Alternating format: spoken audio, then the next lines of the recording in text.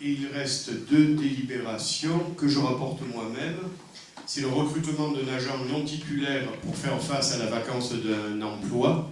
Alors ça c'est un budget constant puisque cet agent non titulaire existe déjà dans nos services. Je mets aux voix qui est pour, qui est contre, qui s'abstient, adopté, 3 abstentions. Et la dernière, création d'un emploi de collaborateur de cabinet.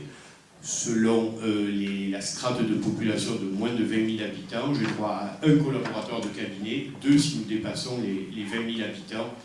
Et ça fait partie des dispositifs qu'en début de mandat, on met en place si on le souhaite. Monsieur Fusone. On voulait savoir combien va être rémunérée cette personne, sachant que les collaborateurs de cabinet ne sont pas soumis à la grille indiciaire de la fonction publique. Et qui est cette personne? Ah, ça, on crée d'abord l'emploi, et puis après, il en va de mon pouvoir discrétionnaire. Donc, pour le moment, je ne peux pas vous répondre à cette question. L'emploi, pardon, je suis fatigué moi aussi en fin de journée. Le salaire, c'est le montant des indemnités qui ne doit pas être supérieur à 90% du montant maximum du régime indemnitaire institué par l'Assemblée délibération de la collectivité. Je préfère lire la phrase pour ne pas dire de bêtises. Après, c'est quelque chose qui se négocie, et ce que je viens de vous dire constitue le montant maximum.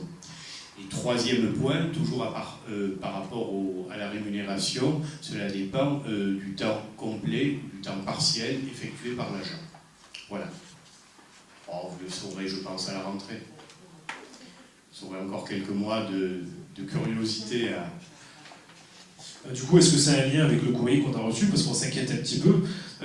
Courrier en date du 12 juin, on nous indique on nous informe que durant l'absence prolongée de M. Hernandez, qu'est-ce qui lui arrive? Il est malade? Non, il est parti à la retraite. Ah bon, ça va alors. Il faut s'inquiéter un petit peu. Il est donc parti ça à a la sûrement un retraite. lien avec... Il manque déjà, mais non, il est parti simplement à la retraite. Mais si c'est une absence prolongée, c'est qu'il revient. Alors, il part à la retraite, soyons clairs.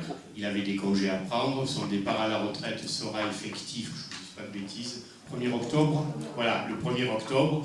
Donc là, il est en vacances en attendant son départ définitif le 1er octobre. Donc effectivement... Ça coïncide avec la rentrée, quoi. Eh oui, ça coïncide avec la rentrée. D'autres questions sur ce collaborateur de cabinet? On l'appellera Monsieur X ou Madame X pour le moment, on ne sait jamais. Bien, je mets aux voix qui est pour, qui est contre, 3 contre, 5 contre. Non, vous abstenez? Oh, vous êtes fatigué ce soir, vous allez vite. 3 contre, 2 abstentions.